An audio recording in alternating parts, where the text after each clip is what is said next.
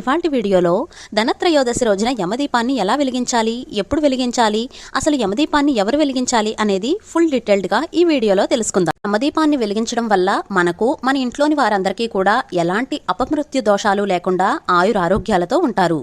యమదీపం ధనత్రయోదశి నాడు సాయంత్ర సమయంలో వెలిగిస్తారు. ఒకవేళ ధనత్రయోదశి రోజు కుదరని వాళ్ళు భగినిహస్త భోజనం ఉంటుంది కదా, యమద్వితీయ అంటారు. ఆ యమద్వితీయ నాడు అయినా సరే ఈ యమదీపాన్ని వెలిగించవచ్చు. ఒకవేళ ఆ రోజు కూడా వీలవ్వని వాళ్ళు కార్తీక మాసంలో ఏదైనా ఒక రోజున వెలిగించుకోవచ్చు. యముడికి ఎంతో ఇష్టమైన ఈ యమదీపాన్ని వెలిగించడం వలన ఆ యముడు మన ఇంటి వైపు రాడు అని అంటారు.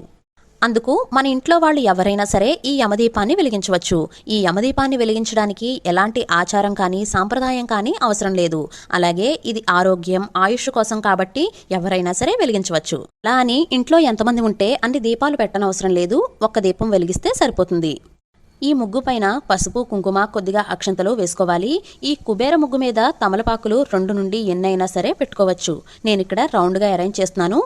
ఈ ఆకులను పసుపు కుంకుమలతో బొట్టు పెట్టుకోవాలి. ఆ తర్వాత ఉప్పు వేసుకోవాలి. కళ్ళుప్పు అంటాం కదా, ఆ కళ్ళుప్పును వేసుకోవాలి.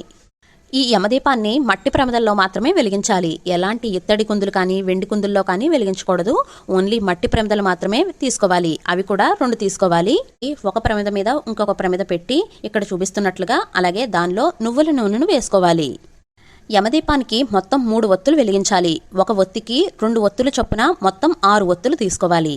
ఈ యమదీపం ఎలా పెట్టాలి అంటే 3 దిక్కులు చూస్తున్నట్టుగా పెట్టాలి.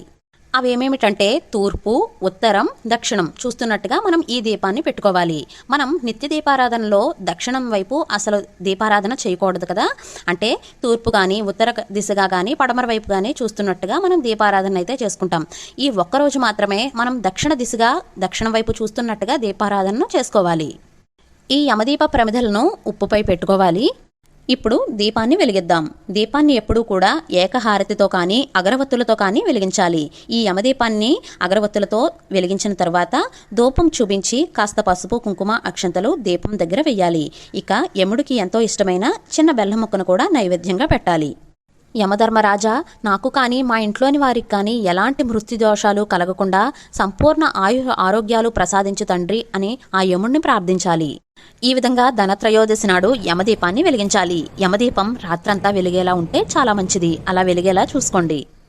ఈ యమదీపాన్ని ధనత్రయోదశి నాడు లేదా కార్తీక మాసం మొత్తం కూడా, లేకపోతే ఒక్కరోజైనా సరే వెలిగించుకోవచ్చు. ఇంకా యమదీపం కొండెక్కాక మరుసటి రోజు ప్రమిదలు, ఒత్తులు, పువ్వులు, తమలపాకులు అన్నీ కూడా పారే నీటిలో కానీ పచ్చని చెట్లో కానీ వెయ్యాలి.